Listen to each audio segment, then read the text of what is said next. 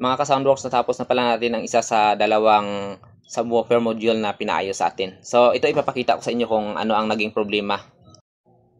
Mga ka-Soundworks, ito na po ang dalawang subwoofer amp module na pinaayos sa atin. Itong isa, okay na po ito. Ito medyo problemado kasi nung dumating po ito ay ayun po, nakaplastic na po ang ibang mga parts niya. Galing na po ito sa ibang technician. Bali, nangangailangan po ito ng medyo mahaba-habang panahon. Ito po, ang naging problema po nito, itong kanyang bridge diode. Short po itong kanyang bridge diode. Pinutol ko na lang po ang kanyang paa kasi mahirap po siya alisin dito sa board. Pinutol ko na lang po. Tapos ito po ang isang problema niya, itong kanyang thermistor. Open po itong kanyang thermistor. Sa mga ganitong problema mga ka-Soundworks ay bihira po na naunang maputol itong thermistor bago ang fuse. Kasi nung i-check po natin itong kanyang fuse ay okay po itong kanyang fuse. So itong thermistor po ay open po siya. Ang dahilan po na naging open siya itong pagka-short po nitong kanyang bridge diode. So dapat po sana ang naunang na-open itong kanyang fuse, pero hindi po na-open ang fuse. Mas nauna pong na-open itong kanyang thermistor. Ngayon po ayan, napalitan na po natin ng bagong thermistor at saka bagong bridge diode. Ayan po ngayon, pumafunction na po ito, okay na po ito, ready for sound check na po ito. At saka na-sound check ko na pala ito kanina.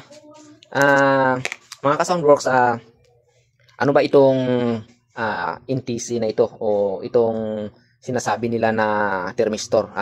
Ito pag-aralan natin kunti ito mga ka-Soundworks. Itong thermistor mga ka-Soundworks ay ito po, nag-drawing po tayo ng diagram para mas madali po maintindihan ng mga hindi pa po nakakaalam about dito sa thermistor.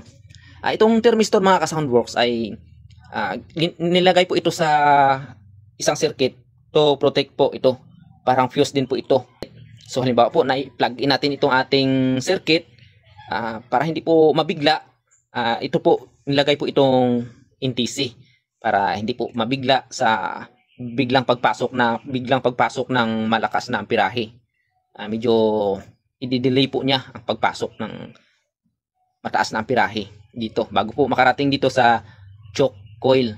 Kadalasan po itong NTC ay ito po nakasiris po ito sa isang paa ng choke coil. Minsan po ay nakasiris din po siya dito sa fuse. Pero itong drawing ko po ngayon ay nasa line 2 po ang ating thermistor at saka nasa line 1 po ang ating fuse. So, ayan po. Mayroon pa po tayong isang primary protection po na ito, mayroon pa po tayong isang disenyo dito. Ito naman po, itong ganitong klase ng primary protection ay varistor naman po ang nakalagay dito. Ito mayroon po tayong halimbawa dito ng varistor. Ito po. So, itong varistor mga ka-Soundworks ay ginawa po ito para din po na mag-protect po dito sa primary input ng ating circuit. Makikita po ito sa mga sensitive po na mga circuits. Itong thermistor at saka itong varistor na ito. So, ano naman ang trabaho nitong varistor? Itong varistor naman mga ka-Soundworks, halimbawa, itong varistor natin is intended for 110 volts na circuit. Once na na-plug in po natin itong ating circuit sa 220 na i-disenyo po siya sa 110, automatic po mag-short po ang contact nitong varistor. Yun po ang kadahilanan na once na short po itong ating varistor, mau-open po itong ating fuse. Kaya hindi po makakapasok dito sa ating load ang 220 volts kasi na i-protect nitong varistor. Hindi niya hinayaan na makapasok ang 220 kasi po itong varistor natin ay nakadesenyo po for 110 volts only. Kaya once na nakalimutan po natin na i-plug in po natin siya sa 220 na 110 volts po siya, ay makakapag-protect po itong ating varistor. So yan po ang kung ito po ay nakasiris sa fuse, o minsan po kasi nakasiris ito sa fuse, itong ating thermistor. Ito naman, itong varistor naman po ay nakaparallel po siya sa line 1 at saka sa line 2, nakaparallel po siya.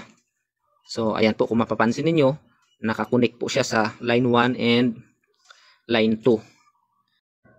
Itong isa naman mga ka-Soundworks ay combination naman po ito ng varistor at saka ng thermistor.